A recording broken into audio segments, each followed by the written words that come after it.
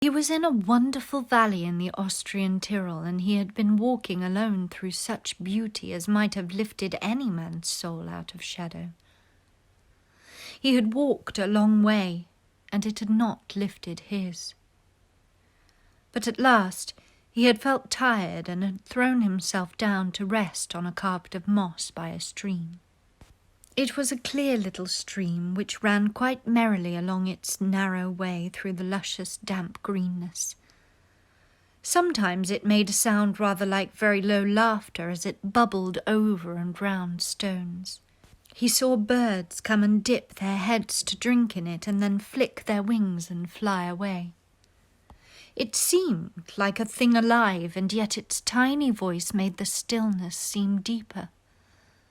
The valley was very, very still.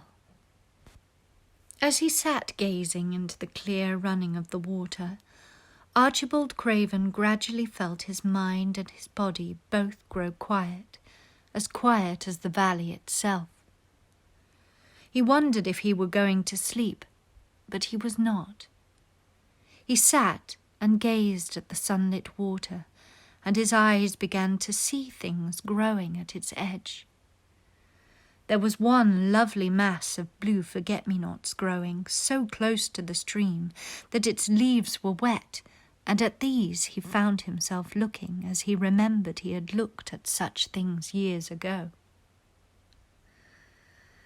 He was actually thinking tenderly how lovely it was, and what wonders of blue its hundreds of little blossoms were.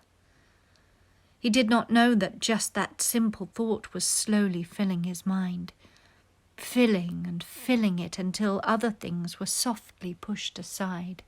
It was as if a sweet, clear spring had begun to rise in a stagnant pool and had risen and risen until at last it swept the dark water away. But of course he did not think of this himself. He only knew that the valley seemed to grow quieter and quieter as he sat and stared at the bright, delicate blueness. He did not know how long he sat there, or what was happening to him, but at last he moved as if he were awakening, and he got up slowly and stood on the moss carpet, drawing a long, deep, soft breath and wondering at himself. Something seemed to have been unbound and released in him very quietly. "What is it?" he said, almost in a whisper, and he passed his hand over his forehead. "I almost feel as if I were alive." I do not know enough about the wonderfulness of undiscovered things to be able to explain how this had happened to him. Neither does anyone else yet. He did not understand at all himself, but he remembered this strange hour months afterward when he was at Misselthwaite again, and he found out quite by accident that on this very day Colin had cried out as he went into the secret garden, "I am going to live for ever and ever and ever!" The singular calmness remained with him the rest of the evening, and he slept a new reposeful sleep. But it was not with him very long. He did not know that it could be kept. By the next night he had opened the doors wide to his dark thoughts, and they had come trooping and rushing back. He left the valley and went on his wandering way again.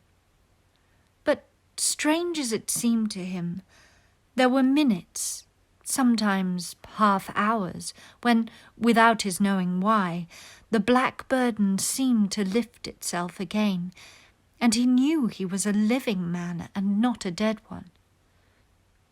Slowly, slowly, for no reason that he knew of, he was coming alive with the garden. As the golden summer changed into the deep golden autumn, he went to the Lake of Como. There he found the loveliness of a dream. He spent his days upon the crystal blueness of the lake, or he walked back into the soft, thick verdure of the hills, and tramped until he was so tired that he might sleep. But by this time he had begun to sleep better, he knew, and his dreams had ceased to be a terror to him. Perhaps, he thought, my body is growing stronger. It was growing stronger, but because of the rare peaceful hours when his thoughts were changed, his soul was slowly growing stronger too. He began to think of Misselthwaite and wonder if he should not go home. Now and then he wondered vaguely about his boy and asked himself what he should feel when he went and stood by the carved four-posted bed again and looked down at the sharply chiselled ivory-white face while it slept, and the black lashes rimmed so startlingly round the close-shut eyes. He shrank from it. One marvel of a day, he had walked so far that when he returned, the moon was high and full, and all the world was purple shadow and silver. The stillness of lake and shore and wood was so wonderful that he did not go into the villa he lived in. He walked down to a little bowered terrace at the water's edge and sat upon a seat and breathed in all the heavenly scents of the night. He felt the strange calmness stealing over him, and it grew deeper and deeper until he fell asleep.